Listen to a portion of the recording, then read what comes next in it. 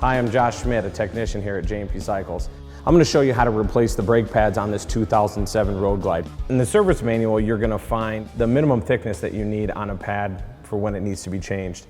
The best way to do this is actually to place a ruler directly on to the rotor and measure the thickness of the pad minus the backing plate. We want to make sure that we actually get the surface material thickness on the pad.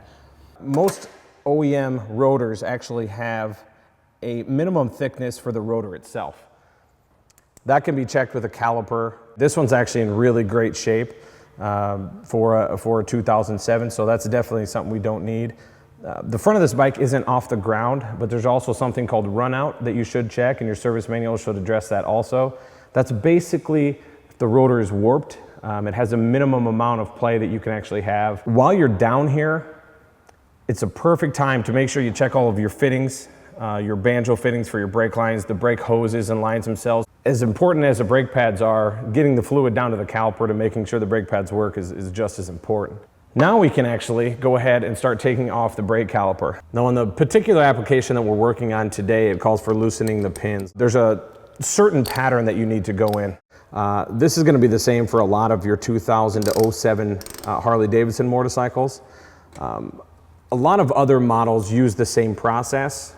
Some of the early Harley-Davidsons don't necessarily have the pins set up in this fashion. Again, that's why the service manual is probably one of the best things that you can actually use to make sure that you follow the steps properly. But this is going to be a very good base to learn on what needs to be done. Another thing you're going to find in the service manual, which is actually pretty important, is the orientation and the size of the bolts that are used. Now, although these look very similar to each other, on this particular model, the top bolt is much longer than the bottom. So just remember that when you're assembling it so you don't start out with that small bolt on top. So now that we have the two pin bolts removed and the two large bolts removed that hold the caliper on, you'll notice that I actually have some blue painter's tape here. Really only one reason to do that. The reason is when you pop this caliper off, and on most models, the fender is usually pretty close to where that caliper is located. So to prevent any damage from dinging it, scratching it, always want to make sure that paint's protected. So before we go ahead and spread the calipers for the new brake pads, we want to make sure to actually loosen the master cylinder cover. The reason you do this is because you're forcing brake fluid back in pressurized into the system. You always want to make sure to wrap a towel or a rag around this, because if brake fluid does come out, the .4 brake fluid used in most motorcycles these days can damage paint and things of that nature. But once this is loose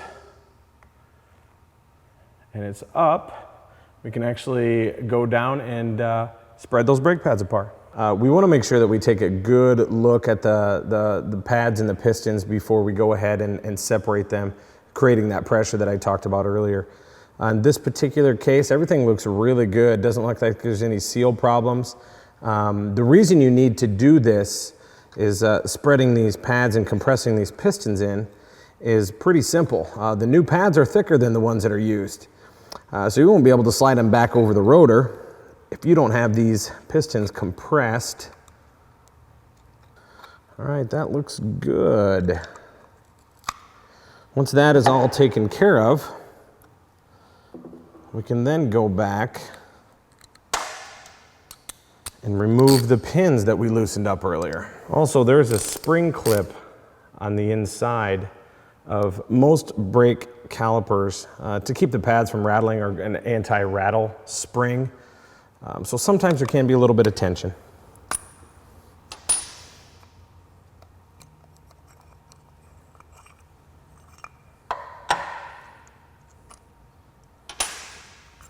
All right, now with the old brake pads removed, we can always take a look and make sure that the spring clip is in place and there's no damage on the inside of that either. That looks really good.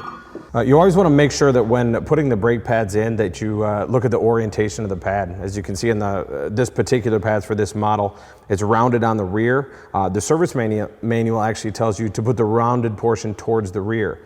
Now the right and left side of this bike use the same pads.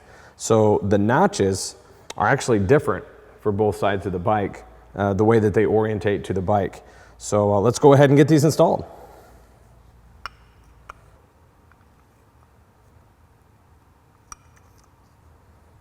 Placing the pins back in, because of that anti-rattle spring clip that's in there, it's usually easiest to get one pin in, so it's at least touching the other side there, and maybe give it a little, give it a few turns so it starts, because when you put the other pin in, you notice inside the holes aren't lining up properly. So just pushing the brake pads up to make sure you get through the holes in both of these pads. The rear one can be a bit of a pain sometimes. Then we'll get the other one started. Now you want to get these in on this particular model, and again, your service manual, depending on what type of bike we're working on, is going to tell you the pattern that you need to make sure you get this done correctly. So we'll get these in here, bring them down to a touch. Make sure our pads are spread properly. Now that we have the proper separation on the pads to make sure that it's enough opening for the thickness of the rotor to go in, we can go ahead and drop the caliper right onto the rotor.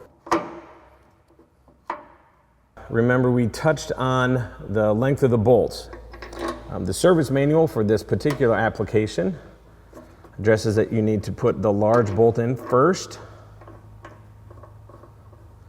And we'll bring that down so it touches. Orientate the bottom hole. Get this bolt installed.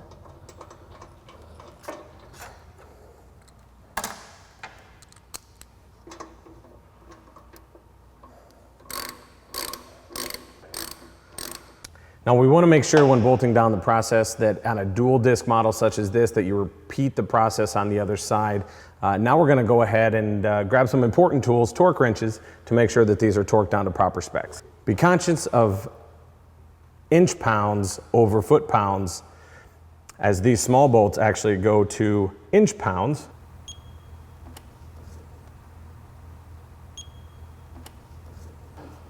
And the large ones use foot pounds.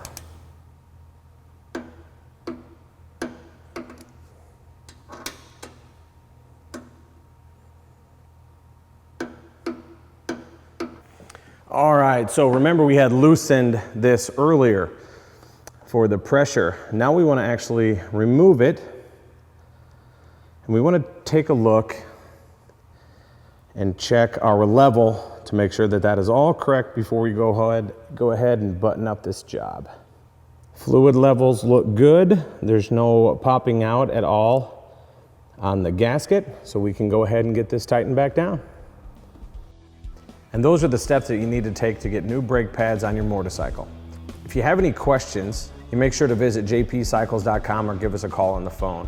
We have a wide selection of brake pads, brake lines, brake calipers, anything that you're going to need to make the job easy and simple. Thank you very much for joining us today, and have a wonderful day.